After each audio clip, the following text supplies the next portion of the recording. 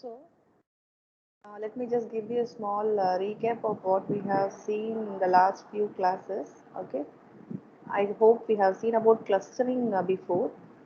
Okay, and then we have seen about share. Give me a minute. I will share 1 second.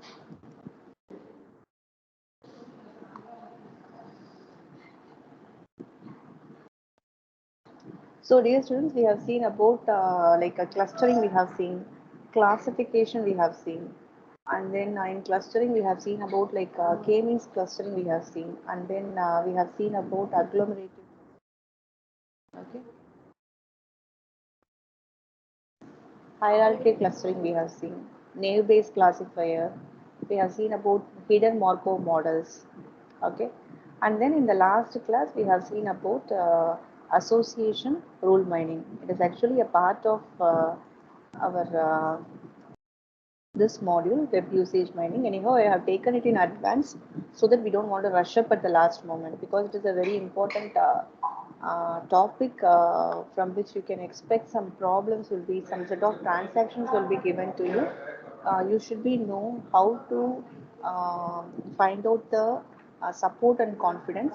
In case if support and confidence is directly given to you, okay, transaction database is given and the minimum support and confidence is given to you. So obviously, what is the two important things that you have to find out? One is identify the frequent item set. Okay, for finding the frequent item set, what you have to do, you have to perform the join and pruning step you have to do. Okay, so you have to identify the most frequent item sets, and then you have to come up with the building of strong association rules. Okay, so join and pruning step you will do. Okay, and then you will find out the frequent item set. Frequent item sets you will find. After finding those item sets, for example, if I'm finding I2, I3, I5 is going to be the item sets which are most frequent, means you just take all the combinations with x implies y. Okay, this can be anything. Okay, it can be I2 given I3, I5.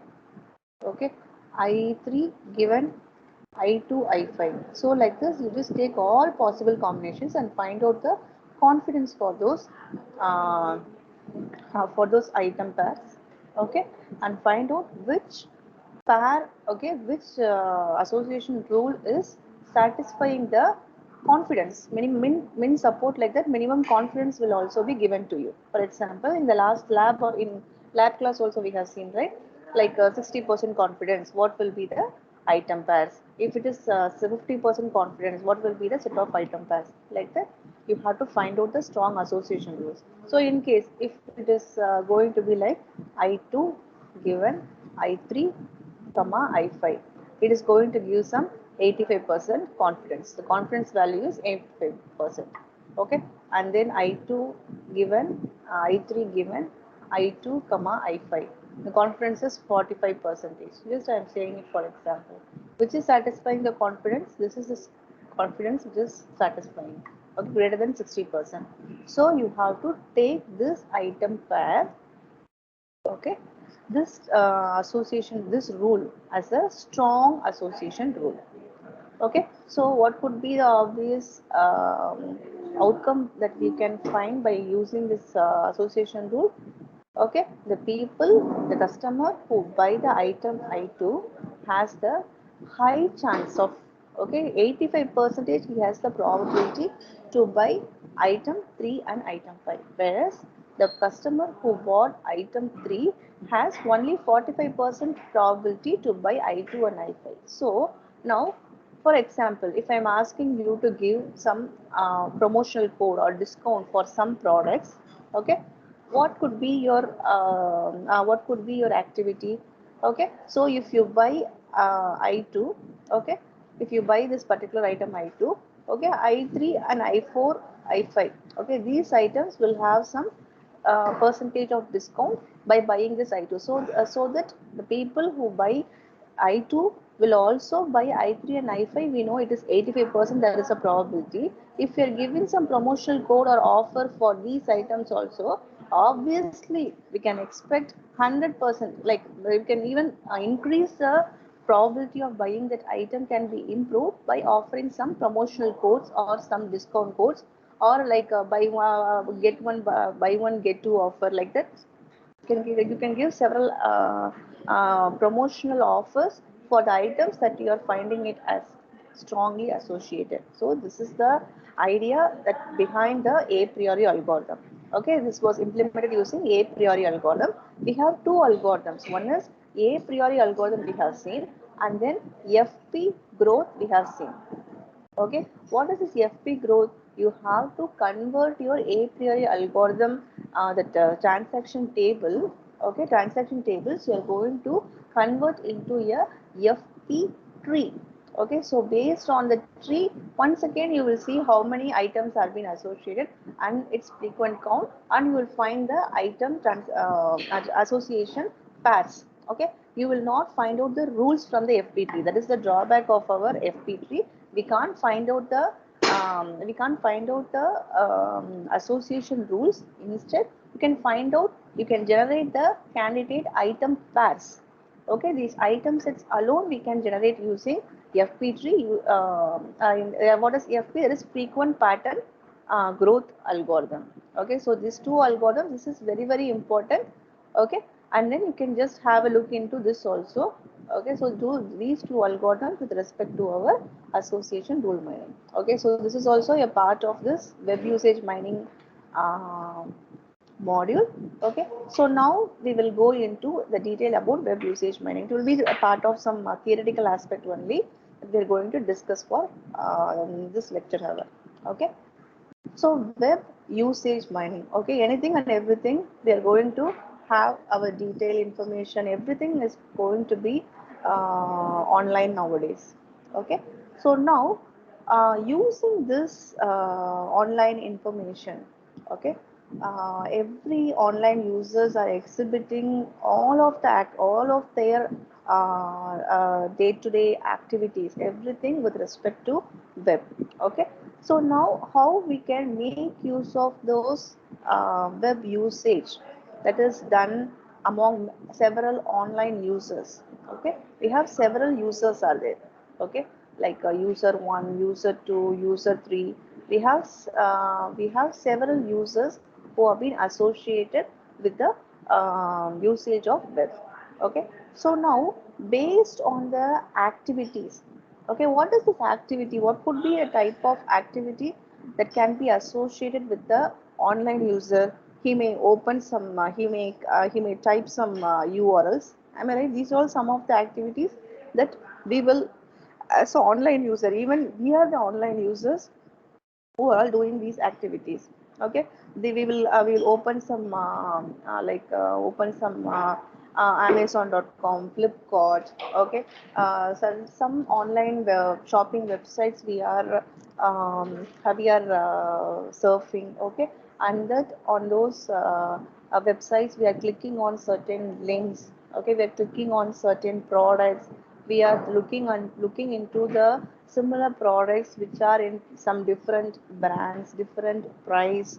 Okay, different warranty periods. So we are doing several, we can find some several patterns of click based on the click that has been done by the user, that is called as click streams. Okay, based on the online activity in the sense, what are all the links, what are all the products, what are all the websites, what are all the pattern upon which the users are surfing in online can be analyzed. Okay, and based on that we can automatically discover certain patterns. Okay, for example, if a person is looking for some mobile phones, if he's looking for some Adidas shoes.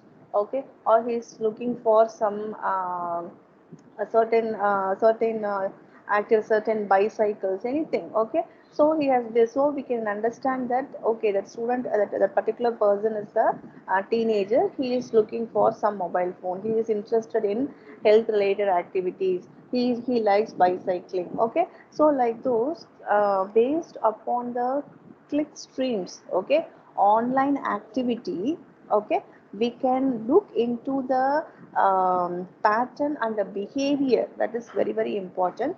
Online, that is the user behavior can be modeled, okay, and based on those model, we are going to analyze the pattern, and we are going to profile the users. Okay, profiling the users means what? Okay, I am finding several users are there. This user is in the age group of 30 to 35. Okay, this is going to be the user within the age group of 20 to 25.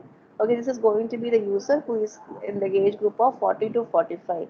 Okay, in case if the person is having some, if he is having a new kit in his home means, he will be getting recommended with all the offers related to the items which is required for the growth of the child.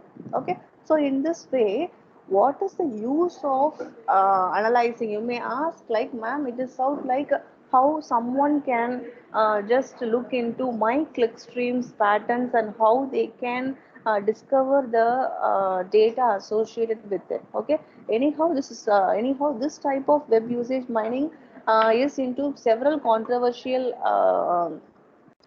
issues with respect to privacy. Anyhow, all the commercial websites, even some online portals, are getting our acceptance, and then only our activities have been getting as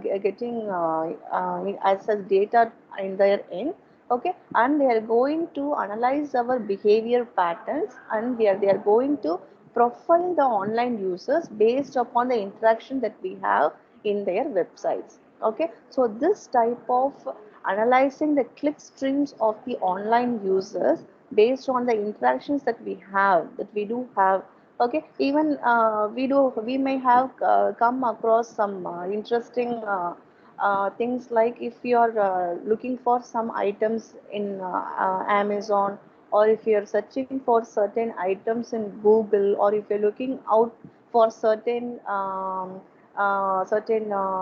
device based tutorial or anything related in YouTube. Okay, once you are looking in, once we are entering into some other websites, you will be getting the recommendation based upon the search that you have done in other websites. Okay, so that is how your search pattern has been studied and observed, and based on your search pattern, the website which is associated with the Google. Okay, for example, even if you're looking into for example, I will give you an example, like I'm searching for a rental house near to Vandalur. Okay, near in Chennai, I'm looking for some houses which is related.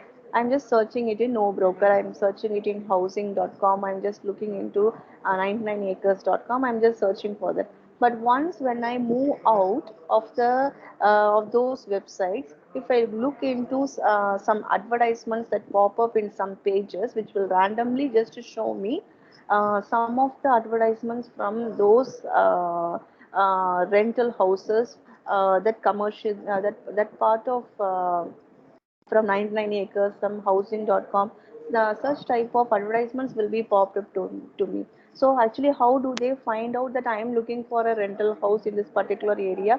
If I log in into Facebook, there also I'll just get some commercial advertisement or some recommendations or pages related to the rental house from where I'm just looking for. Okay, so this is how they are analyzing the behavioral pattern of the online users and profiling us. What is the profile now? I am a person who is looking for a rental house in this particular area.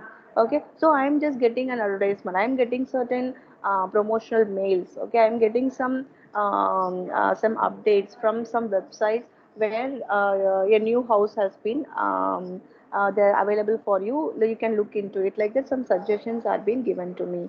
Okay, so this is the introduction. This is what web usage mining is. Okay, so Now, with this idea, what could be the way of collecting data using this web usage mining? Okay, the most basic data that any web usage mining preliminary they were using web server logs. Okay, based upon the web server logs. For example, given certain institution or certain university, if they want to see all the web server logs which have been connected through their server, they can just take those logs and find out what are all the IP addresses which have been utilized for certain exams that they have conducted. Is there any spoofing of IP address? Is there any way certain some unwanted spoofing of IP address has been done? They want to find certain attacks over there, they can make use of this web usage mining. And then site contents can be the data for web usage mining. Okay, the data about the users gathered from external channels when they are visiting these websites. Okay, when they're visiting certain web servers, even from the data that is collected from other channels can also be used for this data usage mining. Okay, so it is not a constraint that at all the time you may not expect the data to get available. That is the big drawback of this web usage mining. There it will be like a two horizons. One is going to be data abundance. Okay, data abundance in the means you'll be having much more data from which you have to pick up a needle that is required for you. That is data abundance. Okay, the another horizon of it is data sparsity. Okay, or data scarcity. Both are going to be, the data is going to be very sparse. Only minimal amount of data will be available, out of which you are in need of to recover, or you need to discover some good patterns. Okay, so these two different horizons of this web usage mining needs to be handled. Okay, so now we'll go for certain examples of how our web usage data will be. Okay, so this is going to be the web server logs. Okay, so the timestamp will be given, what is the web page which has been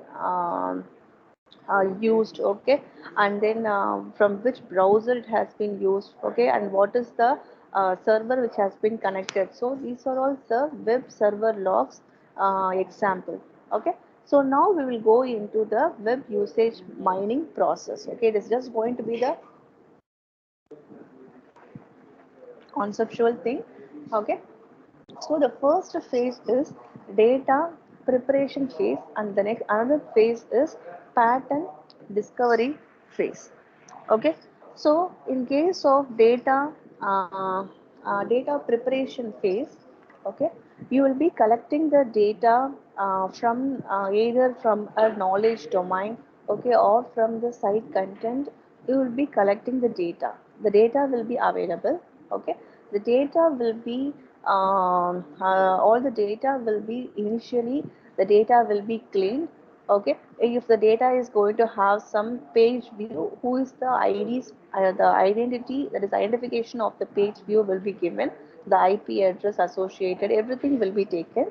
And then sessionization, how long that particular login session has been exist. Okay, and then they will integrate the data. If several other sources of your weblogs are going to be available, they will integrate all those data under one single format. Okay, and then they will transform the data which is suitable for our analysis. Okay, now they will convert after doing this pre-processing. You see over here, the web application server logs are going to be available. You will get the data either from the site contents or from the domain knowledge. As a hierarchy, you can find this. Even as a graph, you can get the data. Okay, or as a simple weblogs, you can get the data. Okay, so the data will be converted into a user transaction database. Okay, so what is this user transaction database? So it will be like a transaction one, first transaction. The first transaction is the date and time will be given to you. Okay, and what is the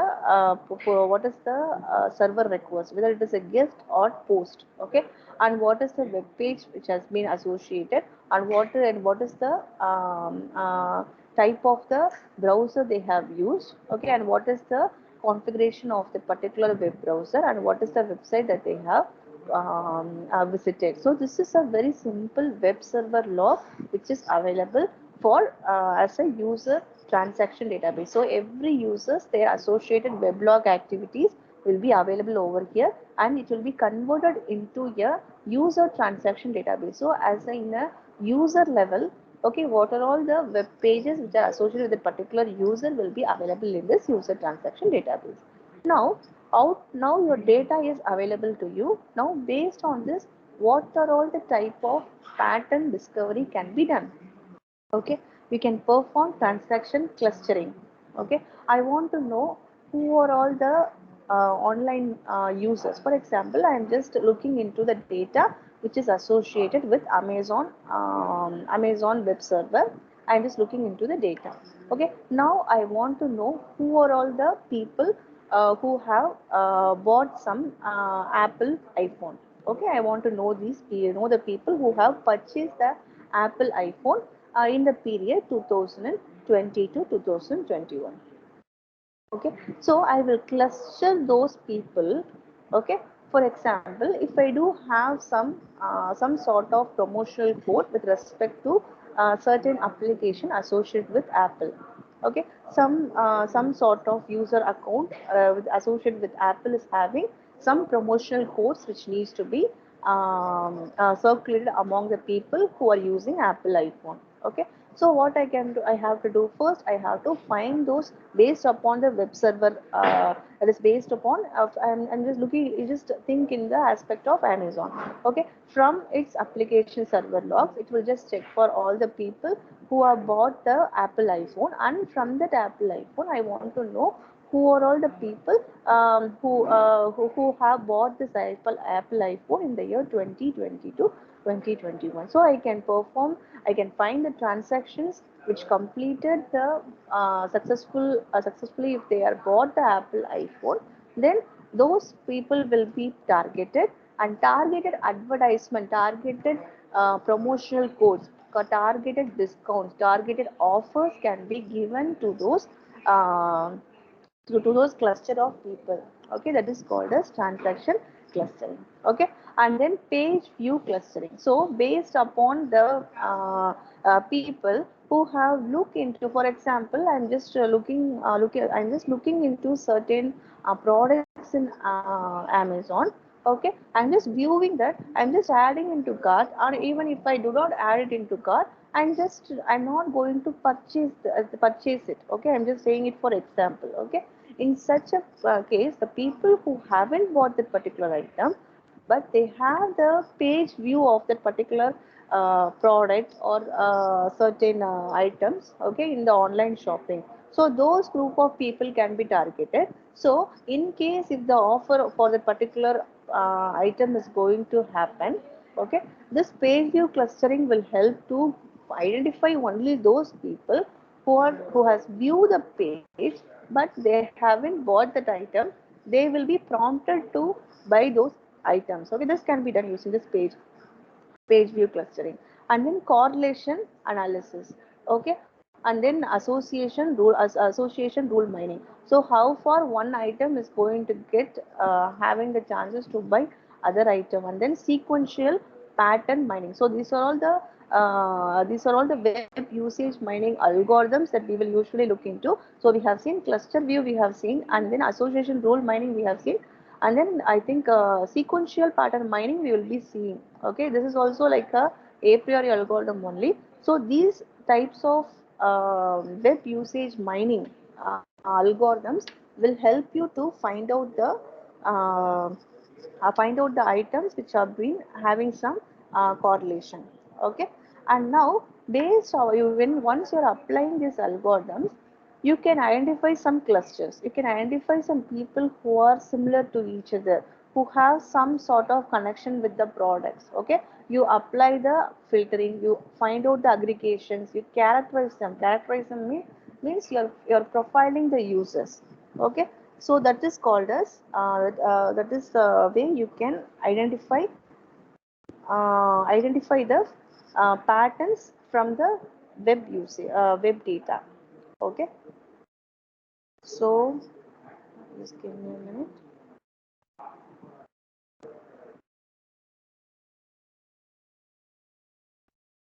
See, this correlation analysis is out like it is a statistical way of finding the relationship between some two random data item.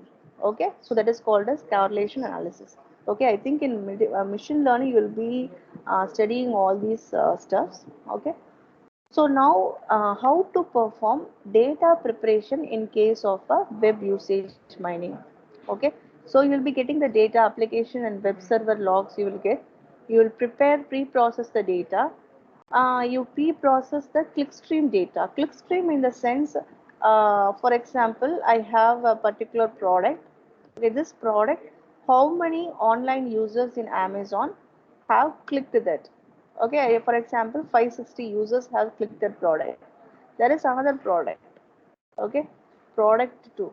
Okay, how many online users have been clicked that particular product? Only 20 clicks it got. Okay, so in this way, based upon, for example, this is going to be like 0. Okay, 0, no one has clicked that particular product. Okay, so pre-processed click stream in case of this click stream analysis will tell how many times that particular users have clicked on that particular product. Okay, and then you can transform the data for which product you are going to do the analysis to find out some patterns out of it. Okay, it will be converted into user transaction table. Okay, for this transformation you can make use of the tables like customers, products, some relational database, some operational database you can use in order to transform the data from a web server log to the user transaction database. Okay, so now after pre-processing, okay, in this pre-processing, okay, of this web usage data, you'll be having the raw data which is generated from the web server. You will clean the data, you will identify the sessions. Okay, you will check for the page view identification, what are all the number of web structure that it has, so that the users have viewed the pages. Okay, and from that web page, what are all the path completion from that site, what are the external link to which they have visited on the same page or some different page. Okay, and we are going to store this particular weblog data as a server session file. It will be stored in a disk drive in order to find the episode identification. Episode identification means for the given timestamp, okay, time t1, t2, okay, t3.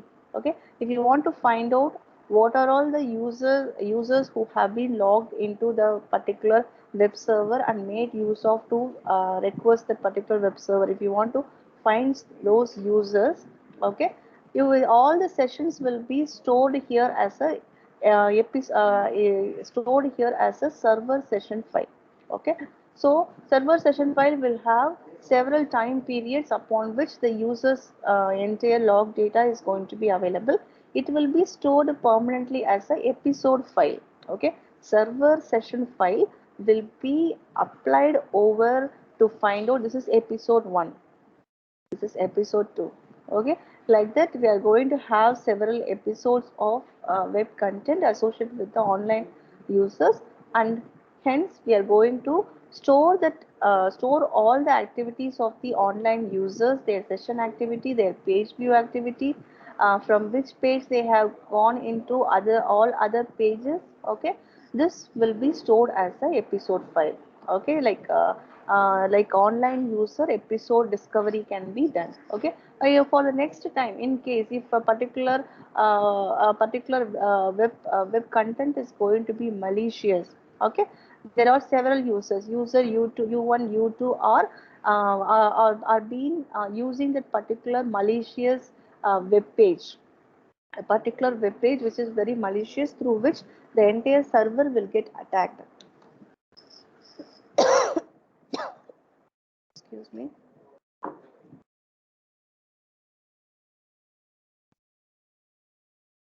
Okay, such type of users, their profiling can be done and those web pages can be blocked from the particular websites. Okay, so this is a way, this web usage mining will help you to do some discovery on the web data.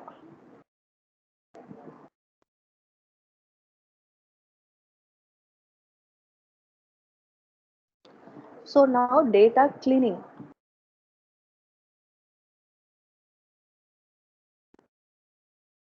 So in case of your handling this weblog data, okay, you can do the process of cleaning, okay, by removing some irrelevant website links which are associated with the server logs, okay, and spider navigation can be removed. Spider navigation in the sense we have seen about spider navigation, right? It will be on the same loop. All the links will get uh, two or three links will be on the same navigation. You cannot move out of the link other than just closing it. Okay, it can be a dead end or even it can be a spider traps. Okay, that will help. That will will let the online users to get into the infinite loop of surfing. Okay, and then some erroneous references can be removed. Okay, and some missing data which needs to be identified. Okay, it can either be removed or it can be completed. Usually it is a very tedious process to add the missing references. Okay, in case if the data is going to be incomplete, means it's obvious that you can better ignore the data, because reconstructing the missing data will take much more time. In case if it is some 100 or 200 weblogs, means that's not a problem. What happens if it is going to be some 10 million web server logs are going to be available? Manually we cannot do that. Even if you're trying to automate it through some program, okay, we are not sure how far it will reconstruct the data from the missing references. Okay, so it is better to avoid that or ignore those data. Okay, so the next thing is identify sessions. What is identification of sessions? For example, you are logging into VTop. Okay, you have a user ID is there and you have a password. Am I right? So the time, okay, from which you are going to log in, okay, and you are going to look into your attendance, you are looking into your marks, okay, and then you are putting some requests for your project guide. Okay, you are doing several activities, and after a particular point you are completing the activity. Your session has been started and the session has been end.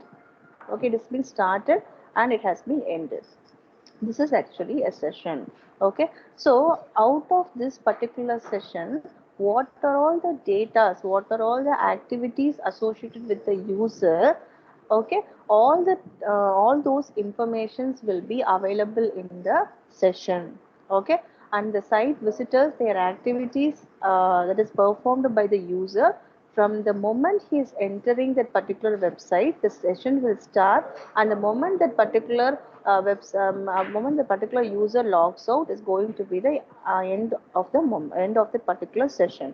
Okay, so all the activities will be stored as a session, that is called a sessionization. Okay, sessionization, where the activity performed by the user from the moment the online users enter into the site until the moment he is leaving that particular site, it is going to have the record of all the activity. Okay, so in some cases this type of sessionization will always find the IP address and the associated unique IDs in order to track that online users. It is very obvious because we have been connected through some reliable data available sources of internet. Okay, for example, if I'm using BSNL, obviously the BSNL IP address will be available on my desktop, from where I'm going to connect to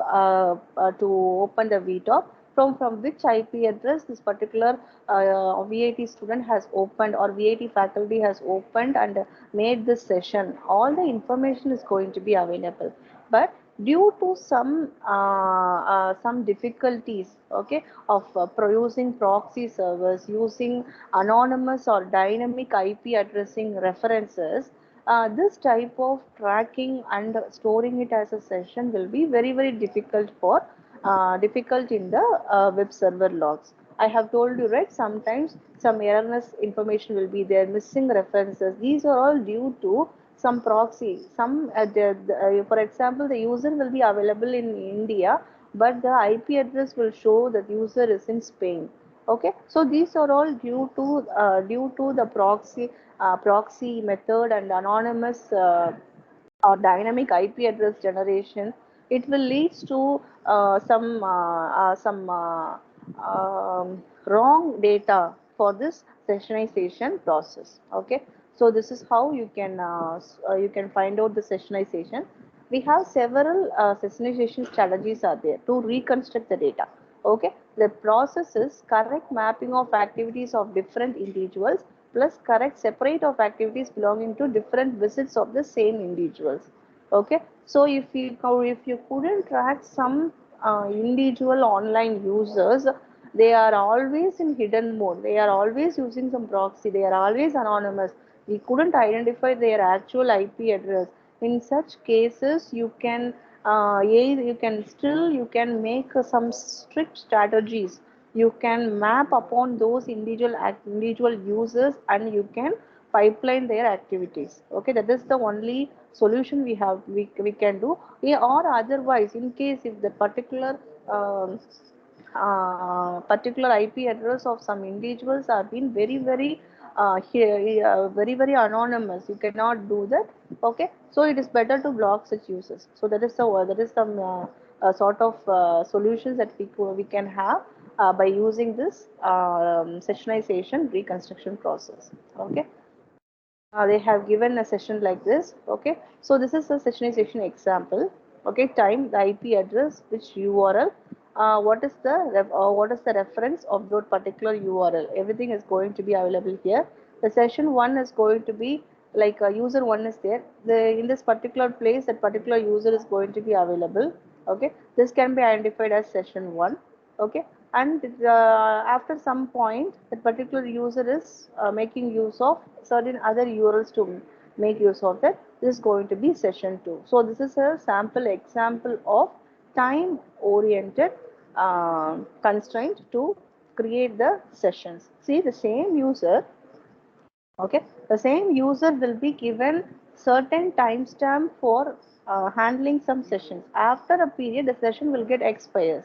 So this time period will be setted only by the by the web server in where they are going to uh, run that particular, where they are going to monitor, they are going to handle and look about this web logs. Okay, those people will be handling what is the overall time for a particular session. It will be fixed by the session handler recording place. Okay, so that will be handled by them. Okay, so this is a session identification, and then we have several user identification is there. One of the method for identifying the user is directly, very simple, using IP address you can do that. Okay, or embedded session IDs we can do that for every user, and for every user generation user who have been profiled, they will be having a unique session ID will be generated over there. So through that you can identify the user using the registration that they have. Okay, they do have.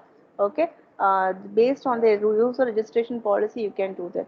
Based upon the cookies, for example, if you're opening some websites, it will ask you accept cookies. Okay, so it will be saving your that is the client mission IDs will be saved in order to track those people. If they visit the same website once again, the old the previously searched item, previously searched paper, anything, okay, it will be available over there. So using cookies you can do, using some software agents through some it is not usually recommended, this usual user identification. Okay, so software using some programs. Okay, you can make use of the users to identify this out, like ethical hacking, in the way you can identify the user, that is obvious. Okay, and other than that, the most famous way is through their IP address and the web serving hosting agent, you can easily identify a user. Okay, and if you look over this particular example, you see over here, this is going to be, there is a web user identification example. So a weblog activity has been given to you. Okay, the weblog activity is given to you. Now, okay, the time is up, right? Okay, the user 1, user 2, user 3, based on the IP address and the type of activity that they have with the agent, they will be making use of the identification of the users. Okay, so all these things are going to be like a theoretical part of it. So we'll see about this what is page view, what is path completion, okay, in the next class. Okay, so I'll stop here. Dear students, just type in your register number and you can leave the class. In case if you have any doubts, please unmute yourself and ask. Okay, so digital assignment 3, kindly submit. Okay, thank you students. Ma'am, Yes. can you upload the PPTs that for the topics we have went through after CAT 2? Yeah, I will upload. I think I haven't uploaded anything. I will upload, ma. Okay, ma'am. Thank you.